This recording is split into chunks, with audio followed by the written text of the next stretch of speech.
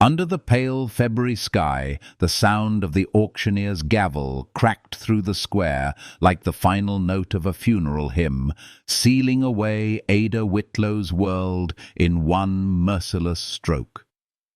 Her heart tightened, not just for the land slipping from her grasp, but for every memory buried in its soil, the laughter of her late husband, the small victories against hard seasons, the stubborn pride of keeping life stitched together with sheer will. The crowd's silence pressed against her like a weight, half pity, half indifference, and somewhere inside, a fragile thread of hope trembled, but refused to snap. She knew this was more than the loss of fields and timber. It was the stripping of her identity, a wound deeper than any visible scar. Yet in the ache of betrayal there was also a strange stirring, a whisper that what had been taken could one day be reclaimed, and what seemed to end here was only the opening breath of a story yet to unfold. The judge's eyes gleamed like a predator circling prey, and though his voice dripped with mock courtesy, Ada felt the venom beneath it. Offers of protection dangled like chains disguised as favors, and in that moment she realized how cruelly survival was often mistaken for surrender. She clutched her younger brother's trembling hand, shielding him not only from the cold, but from the shame that slithered through the air. The boy's whispered protest cracked her heart in two, yet she pressed his fingers tighter, grounding him with her quiet strength. Beneath her calm defiance was fire, one that smoldered, healing in its warmth, steadying her spirit against despair. Around them, the townspeople shifted with uneasy guilt, unwilling to intervene, unwilling to stand against power. Still, Ada carried herself with the dignity of a woman who knew that though the world could strip her of land and home, it could not take her resolve. That defiance was her inheritance, her shield, her quiet rebellion. As the sheriff's heavy boots approached and whispers of forged papers and missing seals swirled like bitter smoke, she knew the trap was set. Yet deep within her chest, love and loyalty remained the one unbreakable refuge, anchoring her to the promise of something worth protecting. Her escape began with a whisper to Finn, "Run." And when the square erupted in chaos, when boots thundered and gunfire cracked the sky, Ada's skirts caught in the frozen wind as she fled toward the Badlands. Snow slashed across her face, every breath cutting her lungs, but she pressed on, driven by something fiercer than fear. In the storm's howl, she felt the ache of grief, yet also the pulse of resilience, like a melody of healing threading through the blizzard. The storm itself seemed to conspire, both a curse and a cloak, and though it battered her body, it wrapped her in a strange kind of protection, hiding her from the eyes of those who hunted her. Somewhere in the wild, in the hush of snow and the shadow of mountains, fate waited to introduce her to a man scarred by battles of his own, a stranger whose grey eyes would see her not as prey, but as equal. Not as burden, but as flame. What began as loss was shifting into a journey, one that would teach her the weight of justice, the fragility of trust, and the tender, healing strength of love. If this story stirs a spark in your heart, let it guide you gently. Leave a comment to share your thoughts, give a like to let the warmth spread, and subscribe so you may walk beside these characters as they stumble, rise, and heal together. For every chapter that follows will carry pieces of hope, pieces of passion, and the quiet reminder that even in the coldest winters, love has the power to bloom. And with the snowstorm raging, Ada's path veered toward the unknown, toward a hidden shelter where the threads of fate waited to weave her future, an encounter that would change everything. The snowstorm grew more vicious as Ada stumbled deeper into the wilderness, every gust slicing her cheeks and numbing her fingers until she could no longer feel the threadbare gloves clinging to her hands. Her lungs ached with the cold, but she refused to falter, clutching the memory of Finn's terrified face as if it were a lantern guiding her forward. The blizzard was merciless, howling like some ancient beast, yet in its cruelty it offered her a strange gift: concealment. Behind the white veil, her pursuers' shouts were muffled, scattered, swallowed by the wind. Each step she took became both torment and defiance, the rhythm of a woman refusing to let despair consume her. Healing whispers seemed woven into the storm's roar, urging her to keep going, promising that pain was not the end, but a passage. She reached the frozen creek bed, her boots slipping on the slick surface, skirts heavy with ice and mud. When she tumbled, pain seared through her shoulder, but she rose again, stubborn against the world's attempts to break her. The storm pressed down, fierce and relentless, yet its whiteness hid her tracks, wrapped her in a cloak of survival. Somewhere ahead, she remembered, there should be a trapper's shelter. Her husband had shown her once, long ago, when life still carried warmth and laughter. She clung to that memory like a thread of healing silk, fragile yet strong, guiding her trembling steps. And then, by grace or fate, her hand struck against a wooden post half buried in snow.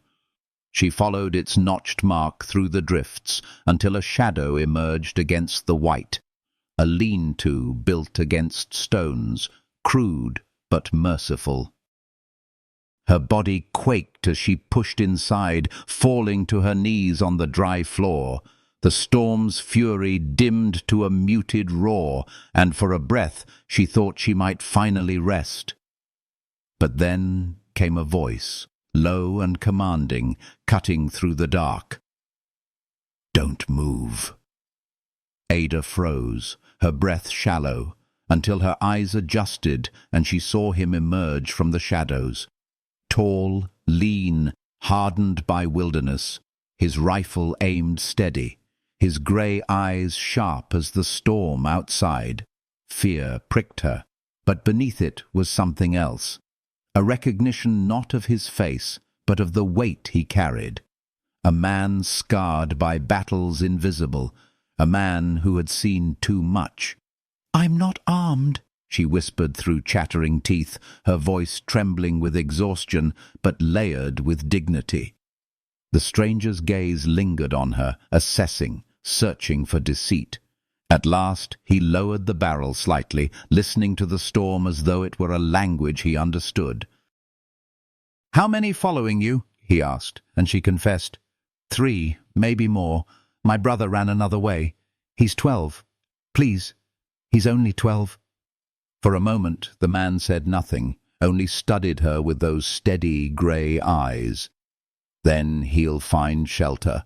The storm will cover him. He's smart, isn't he?" "Yes," she breathed, clinging to the fragile hope. "Then he'll live." Her body shuddered again, and she realized only then the blood seeping through her coat.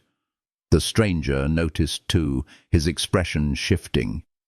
He set his rifle aside and crossed the small space with surprising gentleness, unbuttoning her coat with hands that bore both scars and patience. She saw then the faint lines of old wounds carved into his skin, echoes of violence he had endured. "Caleb Hart," he said at last, his voice steady, as if offering a truth she could trust.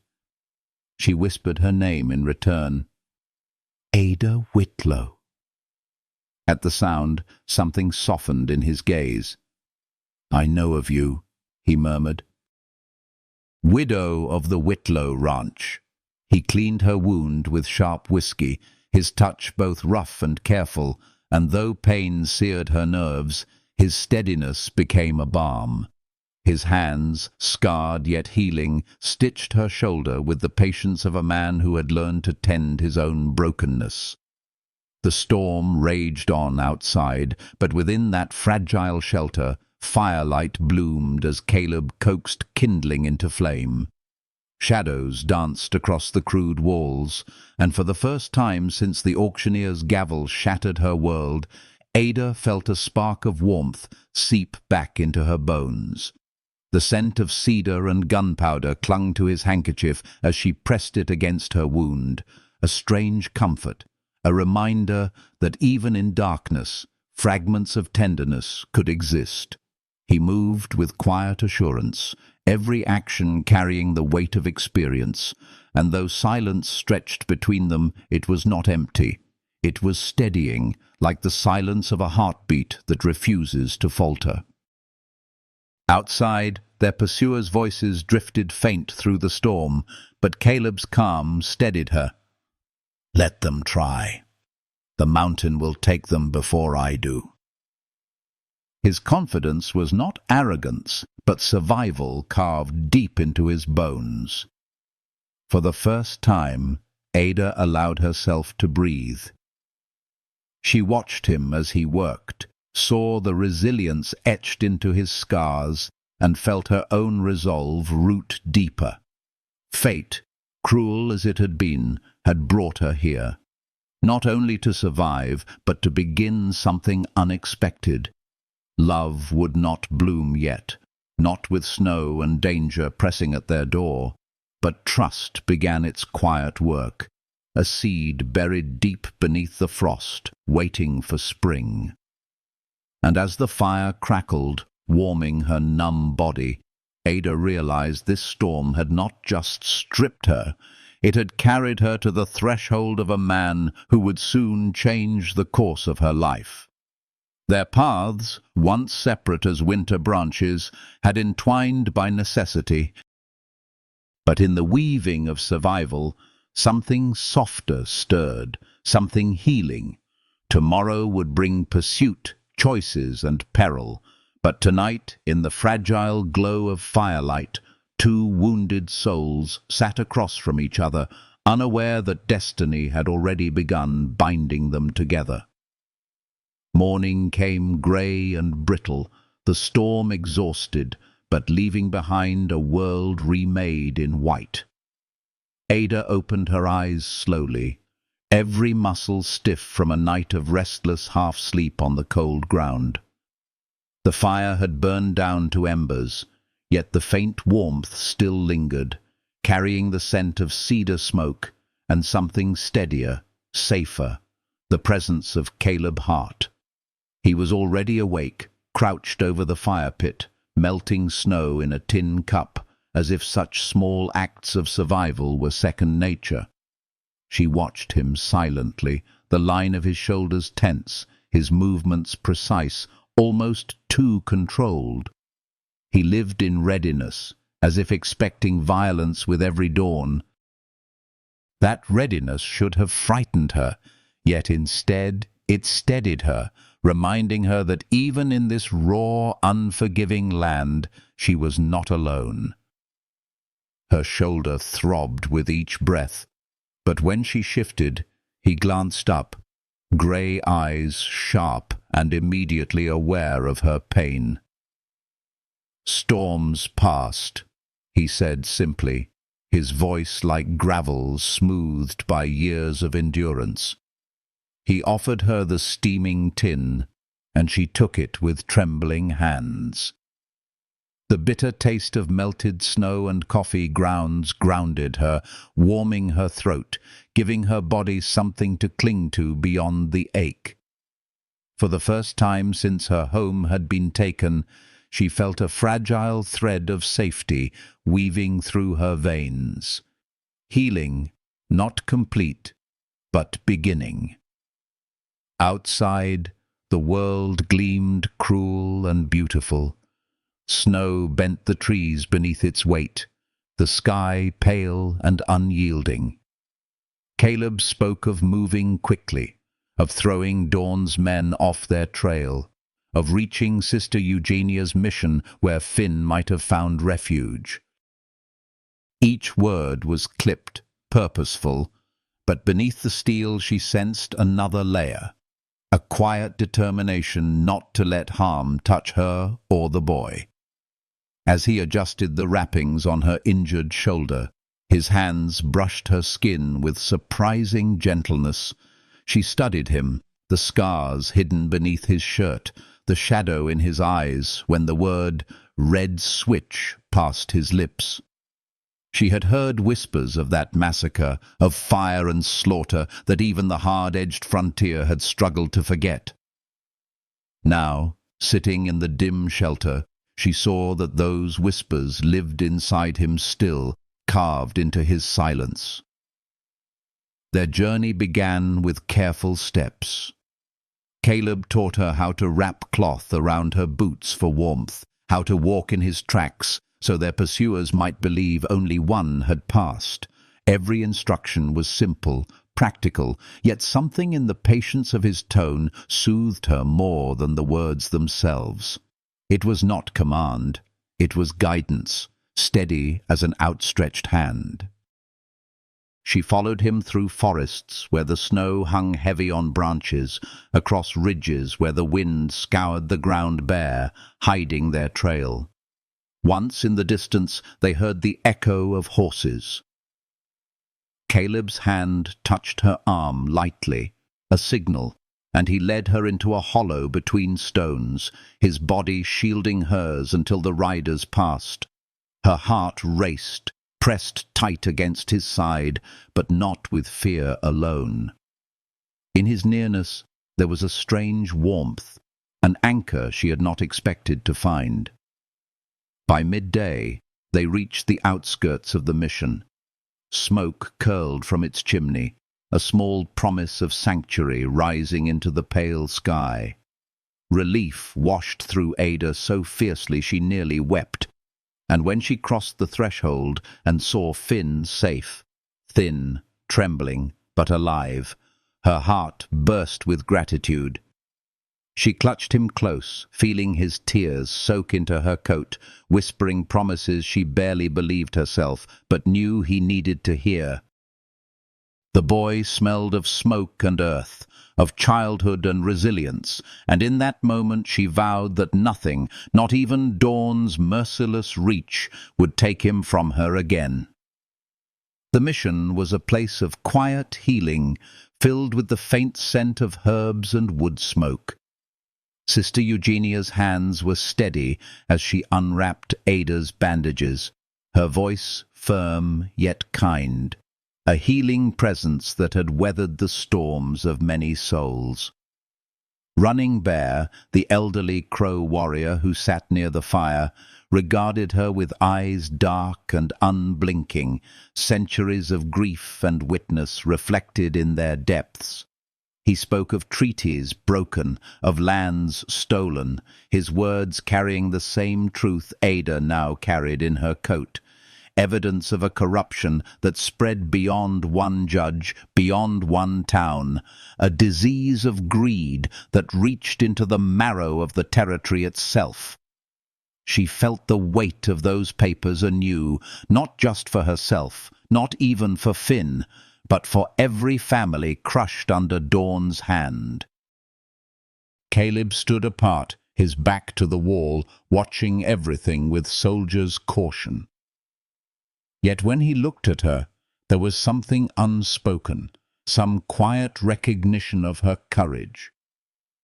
They had both lost homes, both carried wounds that never fully healed, but together, in this fragile alliance, a spark of trust had begun. And trust, like fire in a storm, could grow if carefully tended. That night, as the mission walls groaned against the wind, plans were whispered into the shadows. Caleb laid out strategies with the precision of a man who had survived too many ambushes. Lyle, the young deputy who abandoned his badge of corruption, brought knowledge of Dawn's networks. Running Bear unfolded maps inked with rivers and trails. the lifelines of a people who had watched quietly, waiting for a chance to strike back with truth. And Ada, though her body still trembled from pain, added her voice, her determination clear. No longer a widow clutching at fragments of her past, she had become something fiercer, a woman willing to risk everything to carve justice from the stone of injustice. Later, as the others slept, Ada lay awake, Finn's small breaths steady beside her. She stared at the ceiling, fingers tracing the handkerchief Caleb had given her, its delicate embroidery a fragile, healing thread in a world of violence. Her mind replayed every moment: the loss, the flight, the storm, the stranger who had lowered his rifle and chosen to help. She did not yet call it love, but something in her heart stirred, something softer than survival, warmer than defiance. It was a whisper of possibility, like spring beneath snow. And when dawn rose, pale over the cottonwoods, she felt it clearly. The fight ahead would be dangerous, filled with risk and sacrifice. But she was no longer running. She was standing shoulder to shoulder with people who believed, with a man whose grey eyes carried storms of their own. And somewhere in that fragile alliance, in that gathering of wounded souls, healing was already beginning. The next step would carry them toward Cotton Rift, toward a train, toward a plan audacious enough to change everything. And as Ada saddled her courage for the journey ahead, she knew the path was no longer hers alone. It was theirs. The plan took shape not in grand speeches, but in the quiet weaving of trust around Sister Eugenia's rough-hewn table, where lamplight softened every scar and shadow. Ada listened as Caleb spoke with measured certainty, his voice low, yet carrying the weight of a man who had mapped survival across countless nights like this. His grey eyes studied every detail: guard rotations, train schedules, escape routes, while Running Bear traced rivers and ridgelines across his maps with a hand weathered by years yet steady as truth itself. Lyle, nervous but resolute, offered what he knew. The judge's men were searching south, expecting their quarry to flee toward Colorado, a mistake they could use. Each voice carried a piece of the whole, and for the first time Ada felt the strange warmth of being part of something larger than her grief, a gathering of souls bound not by blood but by conviction. Healing began in that circle, stitched with threads of courage and fragile hope. Finn sat close beside her, listening wide-eyed, his boy's heart burning to be part of the fight. She rested a hand on his, grounding him with the silent promise that his time would come, but not yet. His safety mattered more than her own breath, and though he bristled, she saw the fierce spark in his eyes, the same stubborn light that had once shone in their father's. That spark gave her strength. Across the table, Caleb caught her gaze, as if he understood without words the depth of her devotion. Something passed between them then, fragile and unspoken, a recognition of kindred fire. The night stretched long, their plans branching like veins of a leaf. Running Bear's people would raise protests near the railroad offices, a storm of voices to draw Dawn's gaze elsewhere. Lyle would misdirect the remaining searchers, scattering pursuit into empty hills. And Caleb, always calm, always certain, spoke of Cotton Rift, a lonely water stop where the train would slow, where a handful of guards would stand between them and the chance to slip their evidence into government hands. It was reckless, audacious, yet somehow it felt inevitable. Justice demanded risks. When silence finally settled, Sister Eugenia's voice rose like a hymn in the stillness. Justice delayed is justice denied. If we fail, others will rise. If we succeed, the chains break sooner. Her eyes found Ada's, warm and unyielding. You are not alone, child. Remember that. Those words settled in Ada's chest like balm, soothing the raw edges of fear. She had lived so long believing herself a widow on borrowed ground, but here she was, surrounded by allies who had chosen her cause as their own. Healing seeped into her heart, quiet yet powerful, like water into parched soil. Later, as others drifted to rest, Caleb lingered near the fire, cleaning his rifle with slow, methodical care. Ada approached, her shoulder aching but her spirit restless. "You think it will work?" she asked softly. He glanced at her, the firelight carving shadows across his scarred face. "It has to, but nothing ever goes as planned." His honesty steadied her more than false assurances ever could. She lowered herself beside him, watching his hands move with careful precision, each motion a language of survival. "I've seen enough hands to know you once were a nurse," he said quietly, not looking at her. The memory rose, sharp and bittersweet. Her days tending wounded men, her nights praying for Henry's lungs to draw one more breath. She nodded. "And you were a soldier," she answered. He paused, then inclined his head slightly, the silence between them thick with things neither dared yet to name. War had carved them both, yet here they sat, survivors who still carried the capacity to care. That realization settled over her like a healing cloak. The following days moved with the quiet urgency of preparation. Caleb taught her how to load and fire the Colt with calm precision, his hands brushing hers as he corrected her aim.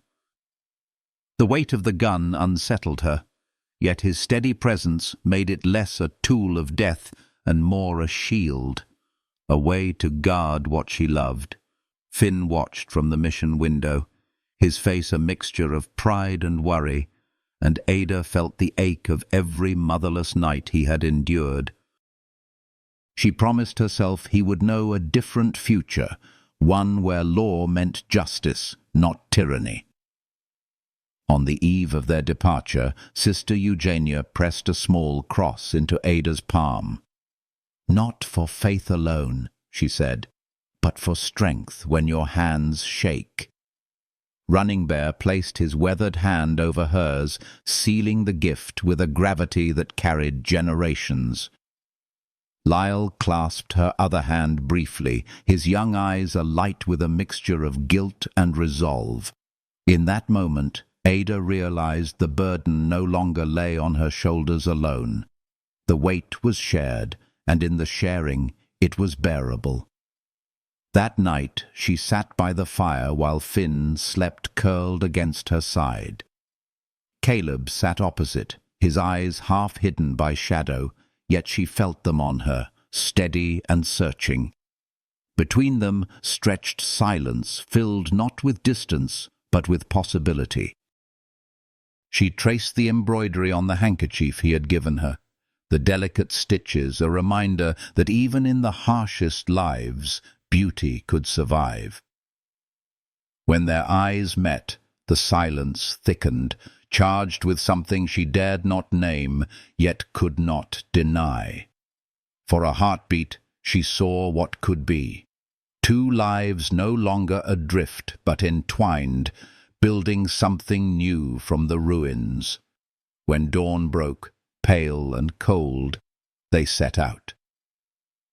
Caleb guided them with a soldier's precision, leading her across frozen streams, through thickets where snow fell in heavy curtains. His patience never faltered, even when her strength wavered. Every step he matched to hers, steadying her not with words, but with presence.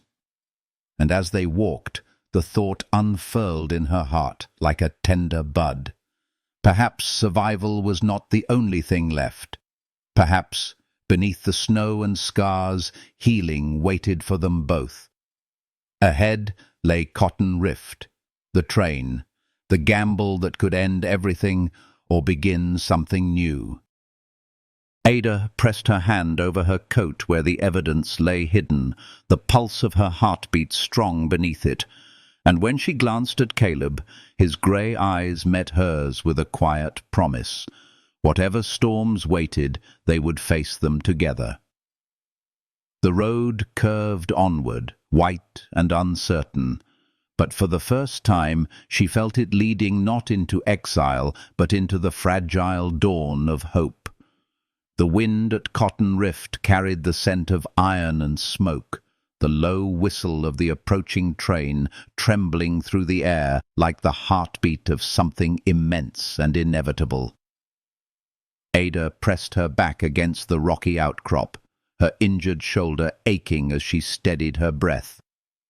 Caleb crouched beside her, his pocket watch gleaming briefly as he checked the time. 20 minutes, he murmured, grey eyes fixed on the horizon. Around them, silence stretched, broken only by the occasional snap of frozen branches. Each heartbeat seemed to echo louder than the last, but beneath her fear, Ada felt a steady current of determination, like a river flowing unseen beneath ice. Smoke rose in the distance. Running Bear's people beginning their diversion, the fires burning at the edge of town. From the south came the faint thunder of hooves as Dawn's men rode away, drawn toward the noise and leaving Cotton Rift less guarded. The plan was working, reckless as it was. Ada's pulse quickened when she saw dust clouds thinning, fewer riders now between her and the truth. Caleb's hand brushed her arm, grounding her. 4 guards, maybe 5, quick and quiet, he reminded, his voice calm but sharp as steel. She nodded, gripping the Colt he had pressed into her palm days before. Its weight no longer felt foreign, it felt necessary. The train appeared at last, black and hulking, its engine belching steam into the frigid air. The screech of brakes rang like thunder as it slowed for water. Ada's breath caught at the sight of the document car, so close, so dangerous, the fragile vessel of both their hope and their peril. Lyle's signal came from the water tower, a low whistle that carried across the canyon. Caleb moved first, flowing into motion with the grace of a predator, and Ada followed, her boots sinking into snow as they slipped along the train's side, hidden in its shadow. Her shoulder screamed with each step, but adrenaline burned hotter than pain. They reached the final car. Caleb produced lockpicks with practiced ease, his hands steady, his eyes sharp. "Government spends money on guards, not locks," he muttered. The click was soft, almost tender, the sound of opportunity opening. Ada pushed inside, pulling the door closed as the train groaned against the water tower. The air inside smelled of ink and parchment, the lanterns swinging above casting shadows across rows of cabinets and sealed boxes. Each drawer was labeled in careful script: Montana, Dakota, Wyoming. She ran her fingers over the labels, the reality of so many lives written into these pages pressing against her heart. "Here," Caleb urged, already unlocking a cabinet. Together they worked quickly, slipping their evidence inside. The forged deeds she had hidden beneath her floorboards, Running Bear's treaty records, Lyle's notes of bribes and orders. Each document slid into place, swallowed among the hundreds destined for Washington. Ada's fingers trembled, not with fear, but with awe. So much suffering bound up in ink and seals, so much truth waiting to breathe. She thought of Finn, of their father, of neighbors driven from their land. Each page she tucked away was a vow, a promise that what had been done in shadows would one day be answered in light. But footsteps shattered the fragile silence. A guard's boots clanged against the platform outside. The door rattled, locked now from within. "Thompson, bring the keys!" the voice called, too close. Caleb pressed a packet of papers into Ada's hand. Evidence not yet hidden. His grey eyes burned into hers. "No matter what happens, keep these safe," he whispered. She wanted to protest, but there was no time. The key scraped. The door burst open, light flooding in. A man stood framed in the doorway, rifle raised, surprise flashing in his eyes. Caleb moved first, his rifle butt striking the guard's stomach. The man folded with a groan, but another appeared behind him, weapon drawn. Ada's Colt bucked in her hands, the shot wild but close enough to send him diving for cover. The explosion of sound deafened her, yet it also sparked something fierce inside, a refusal to be helpless. Caleb dragged the unconscious guard inside, slammed the door, and turned to her. "Out the back! Now!" They stumbled onto the rear platform as shouts erupted up the line, more guards charging forward. The train lurched, spooked by the gunfire, the engineer eager to escape. "Jump!" Caleb shouted, and before fear could root her, Ada leapt. The ground struck hard, jolting her wounded shoulder, but she rolled as he had taught her, the snow breaking her fall. Caleb landed beside her, pulling her to her feet. Gunfire cracked from the train, bullets sparking against stone, but they were already running toward the canyon where horses waited. Snow sprayed beneath their boots as they reached the mounts Lyle had hidden. Caleb's movements were swift, practiced, his hand lifting her into the saddle despite her pain. They rode hard, hooves pounding against frozen earth, the wind tearing at their coats. Behind them, guards leapt from the slowing train, but distance widened with every stride. Ada leaned low, clinging to the reins, her heart a storm of fear and exhilaration. They had done it. The evidence was on the train, carried toward Washington beyond Dawn's reach. The risk, the pain, it was all for something larger than them both. When at last they reached a narrow canyon, Caleb reined in, dismounting quickly to check her shoulder. Fresh blood seeped through the bandages, crimson against the snow.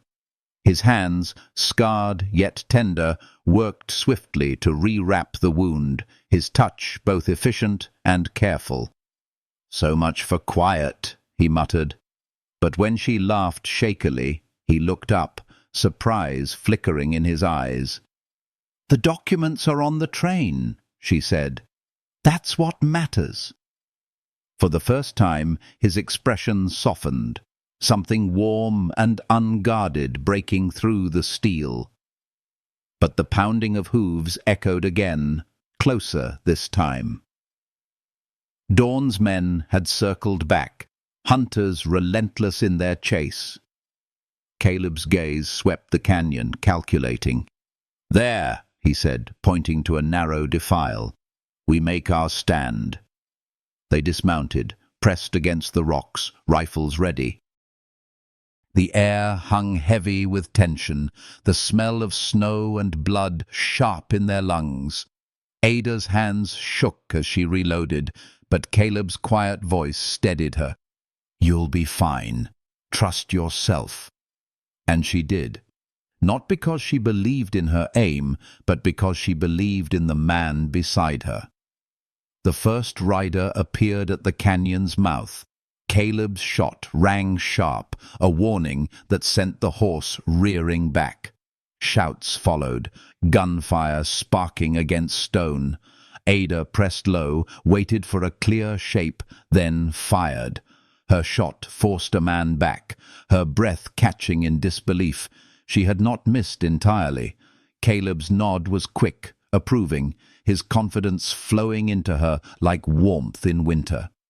Each exchange drained their ammunition, the light fading, but together they held. Two against many, scarred and weary, yet unbroken. Then the cry that froze her blood split the canyon. Finn's voice, high, terrified, calling her name. She surged upward, but Caleb's hand pulled her down. "Wait," he warned, though his own face had gone pale. And then she saw him, dragged forward by Macready, the scarred brute gripping the boy by the collar, pistol pressed to his head. The world narrowed to that sight. Her brother's tear-streaked face, the bruise on his cheek, the smirk curling Macready's lips. Rage burned through her, sharper than fear. "Drop your guns," Macready called, his voice dripping triumph. "Or watch him bleed." Caleb's grip tightened on her arm, steadying her as her vision swam with fury. She let her Colt fall, the weight leaving her hand like surrender, though in her chest her heart screamed rebellion. Caleb followed, his rifle laid aside with measured calm. They stepped forward, side by side, every breath a prayer, every glance between them a vow. This was not the end. Not yet. And as Macready shoved Finn ahead, forcing them into the open, Ada felt the hidden packet of documents still pressed against her ribs. Not everything was lost. The night stretched before them, uncertain and perilous, but she clung to the warmth of Caleb's nearness, to the promise in his grey eyes that whispered of survival, of healing, of love still waiting to be claimed. The snow fell harder, cloaking the canyon in white, as they were herded toward the next trial.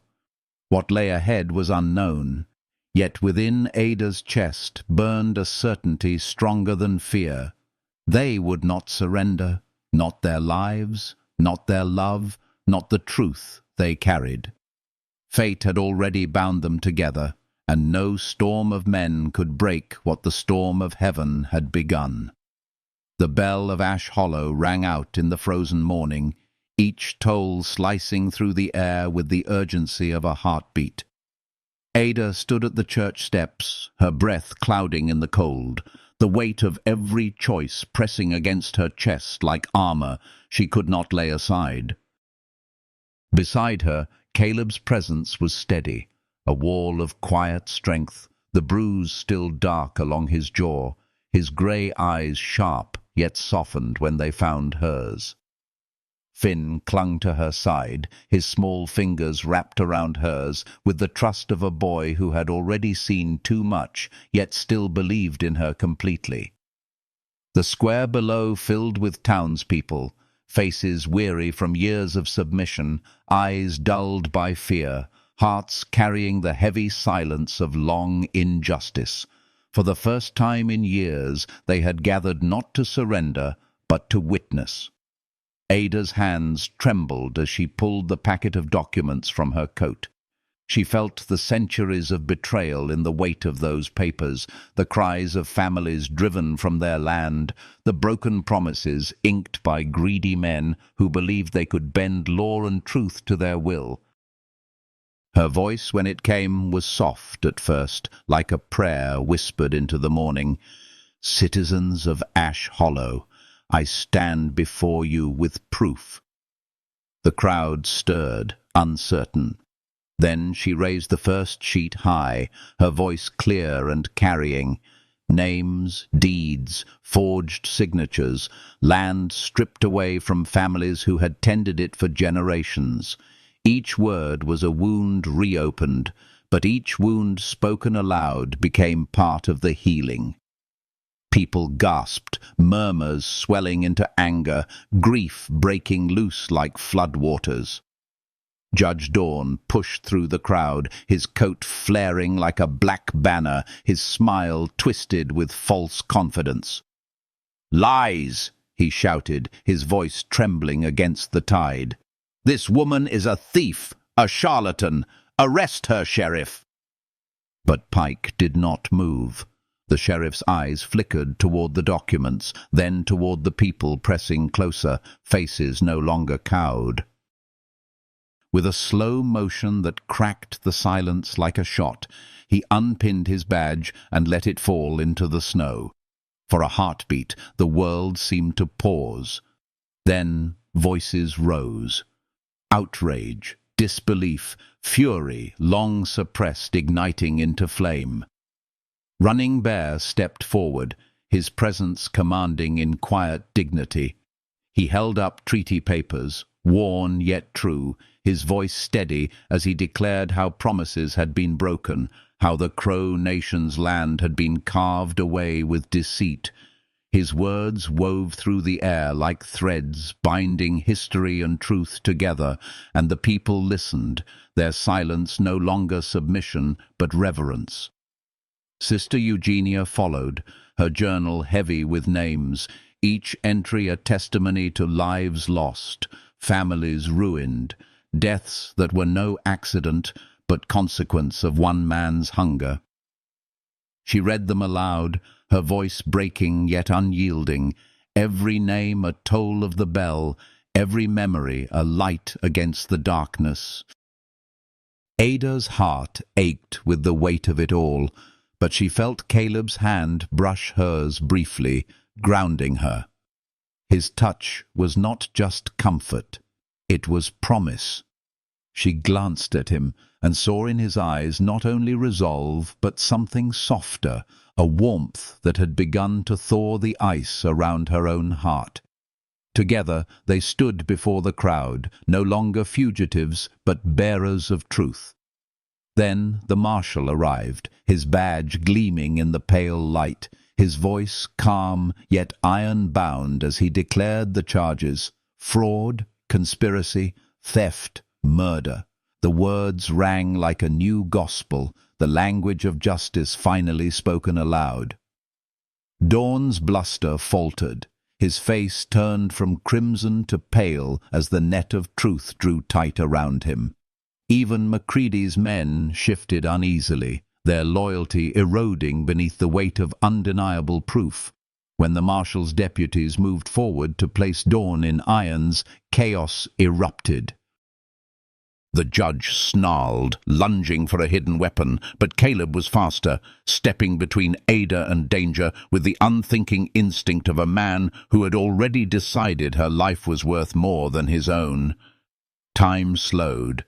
The pistol, the gasp of the crowd, the explosion of noise as Deputy Lyle's shot struck true. The weapon clattered harmlessly to the ground, and silence fell heavy, broken only by the ragged breaths of those who had dared to hope. Ada's knees nearly buckled with relief, and Caleb's steady hand caught her, his strength flowing into her like balm. Around them the crowd shifted from fear into something fiercer. Belief. A murmur rose, then swelled into shouts, not of violence, but of freedom reclaimed. The square trembled with it, a storm of voices refusing to be silent any longer. Yet victory carried a price.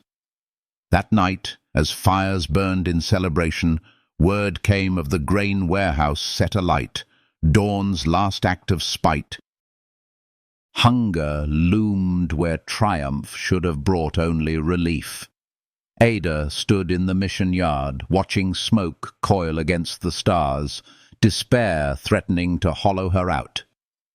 But then neighbors stepped forward, Running Bear's people with preserved food, ranchers with spare cattle, townsfolk with what little they had. The broken pieces began to knit together, fragile but real. Healing rose from ashes, stronger than the flames meant to destroy. As she worked beside them, binding wounds, distributing food, she felt Caleb's gaze on her again. Later, when quiet settled and Finn slept safe in a corner, she found herself alone with him. He studied her with those storm-colored eyes, weary but alive, scarred yet filled with something she had not expected to see. Hope.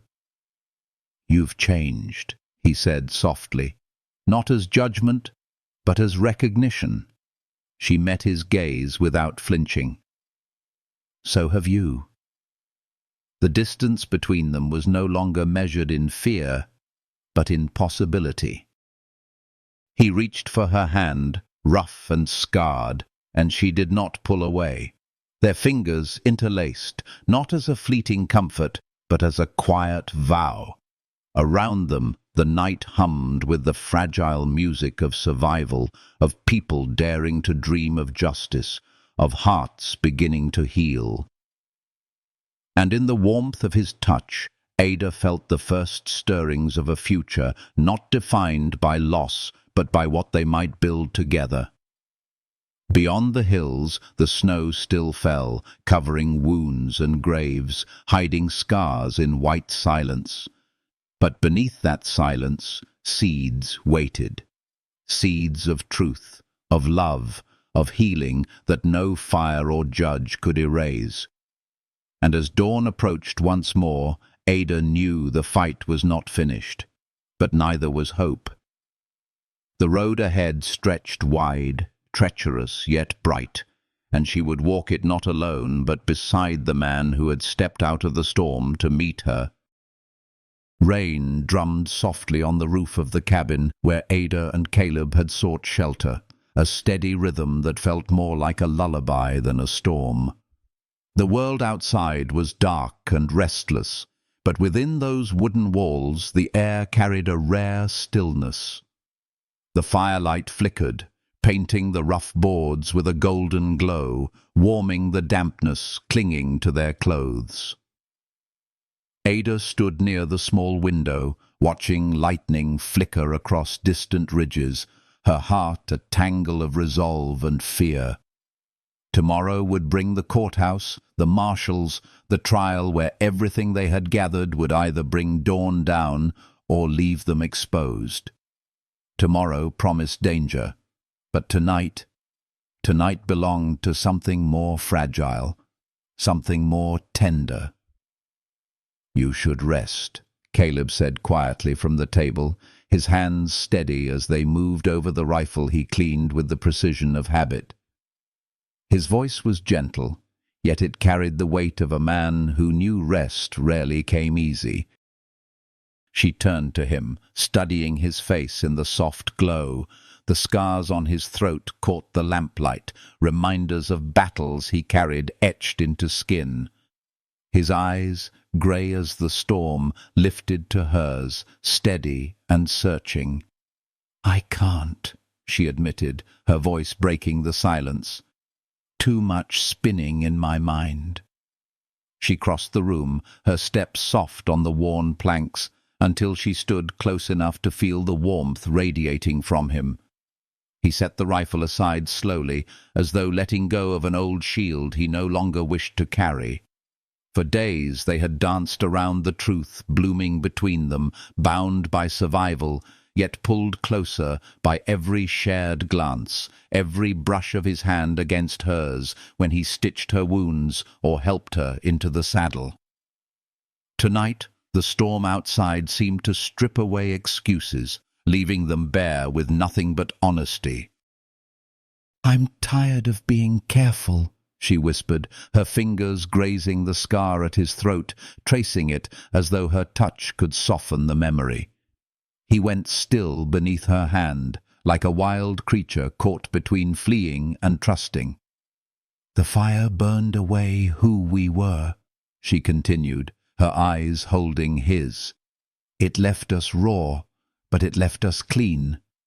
We don't have to carry only the hurt anymore."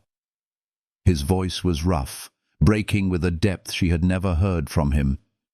"You don't understand the things I've done. The man I was." "We're not those people anymore," she interrupted softly, her hand sliding into his scarred one. He gripped her fingers as though they were a lifeline. "The war, red switch, The years. You've carried them alone. You don't have to anymore. Let me carry them with you." His breath shook, his eyes glistening in the firelight. "I don't know if I remember how to be gentle." "Then let me teach you." Her voice trembled, but it held steady with conviction. "Strength doesn't always mean standing alone. Sometimes it means trusting someone enough to stand with them." For a moment, the storm outside was the only sound. Then, slowly, he raised his hands to her face, rough palms impossibly tender against her skin. "You're sure?" he asked, his voice a prayer more than a question.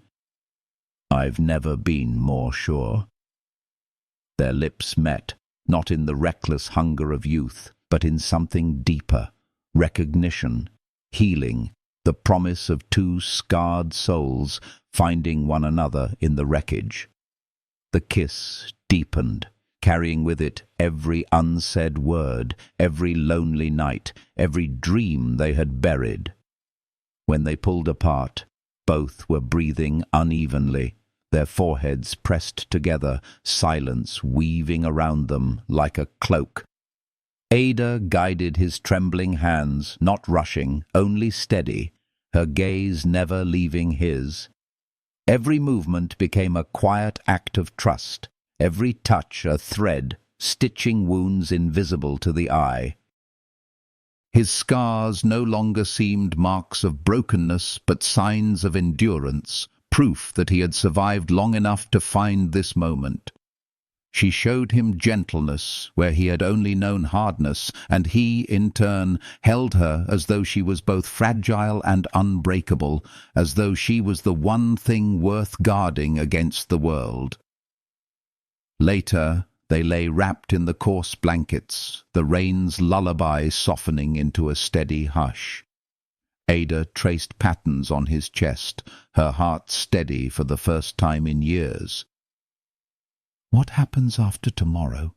she asked, her voice almost afraid of the answer. "We win," he said simply, his arm tightening around her. "And then we build together." She closed her eyes against the sting of tears, letting herself believe it. "I'm not asking for promises," she whispered. "Only partnership." "That I can give," he murmured, pressing her hand to his heartbeat. They spoke until dawn, weaving dreams into the darkness, of rebuilding the ranch, of creating a school for Finn, of justice honored and treaties kept. He told her of a horse breeding program he had once dreamed of, abandoned in the ashes of his past. She told him of planting orchards that would bloom in spring, a sign of life restored. Their voices grew soft, drifting toward sleep, but the warmth between them did not fade. When the morning came, the rain had washed the land clean, leaving puddles that mirrored the pale sky. They dressed in silence, but every glance was new, every touch charged with the knowledge that something had shifted. Ada tucked the embroidered handkerchief Caleb had given her close to her heart, feeling the strength of its history and the tenderness of its offering. Together they stepped into the damp dawn, the courthouse awaiting them, the fight for justice still ahead. But no matter what came, Ada knew this. They would face it not as two broken wanderers, but as two hearts that had found each other in the storm, carrying both wounds and healing into the uncertain light. The road to Clearwater stretched muddy yet passable, leading them forward. And as they rode side by side, Ada felt the fragile dawn of hope brighten into something steadier. Tomorrow's battles were coming, but for the first time she did not dread them. She welcomed them, because she would not face them alone. The courthouse square in Clearwater filled like a tide rising, the weight of voices and footsteps pressing into the winter air until the streets hummed with expectation. Ada stood at the foot of the courthouse steps, the leather portfolio pressed close to her chest. Its weight was more than paper and ink. It was the burden of years of silence, the testimony of families scattered, the last fragile hope that truth might finally outlive deceit. Caleb was beside her, his grey eyes scanning the restless crowd, his posture calm, but every muscle taut as a drawn bow.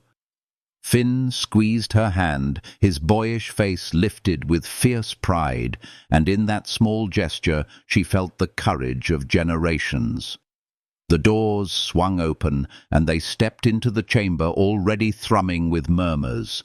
Faces lined every wall, farmers, ranchers, widows, miners, tribal elders, children pressed close to their mothers' skirts, all come to bear witness. Judge Cornelius presided with stern dignity, the federal marshal at his side, his deputies stationed with quiet readiness. On the other side of the room, Dawn sat flanked by his lawyers, his coat too fine, his smile too polished. Yet his eyes betrayed him, small, darting, the eyes of a man who sensed the ground shifting beneath his throne. The proceedings began. One by one, witnesses rose. Ada's voice was steady as she recounted the false auctions, the forged deeds, the cold threats delivered to her door. Running Bear unfurled ancient treaties, his voice low yet resonant, weaving memory and law into unbreakable threads. Sister Eugenia's journal cracked the room open with its relentless list of names, each one a ghost made visible.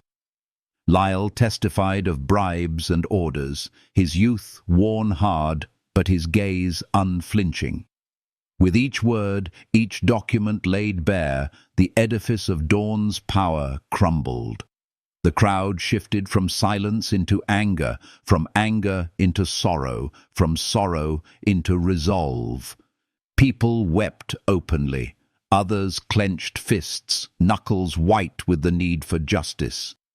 Dawn barked objections, his lawyers rattled legalisms, but Judge Cornelius's gavel cut through with finality: fraud, conspiracy, treaty violations, murder.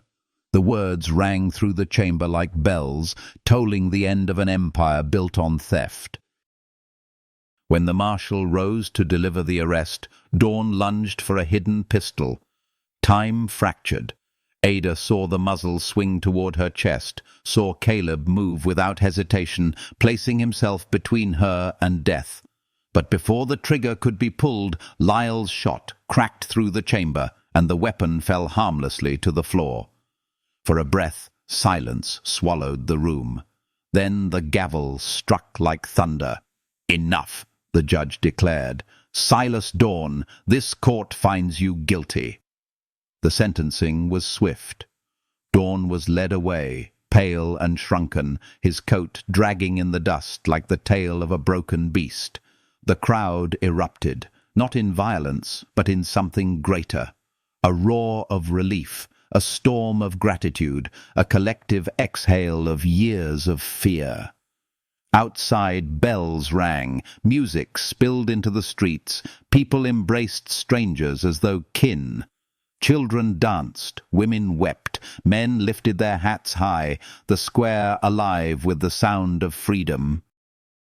Ada slipped away from the noise, finding herself in the quiet park behind the courthouse. Caleb found her there, the firelight of the celebrations glowing faint in the distance. He did not speak at first, only lowered himself beside her on the bench. His silence was not emptiness, but comfort. She leaned into him, her head against his shoulder, and for the first time in years she felt the weight slide from her chest. "You would have taken that bullet for me," she whispered. His hand found hers, calloused fingers warm, grounding. "Without a thought," he said simply. She turned to look at him, her heart swelling with a tenderness that hurt in its depth. "Why?" His eyes softened, no longer guarded, no longer shadowed.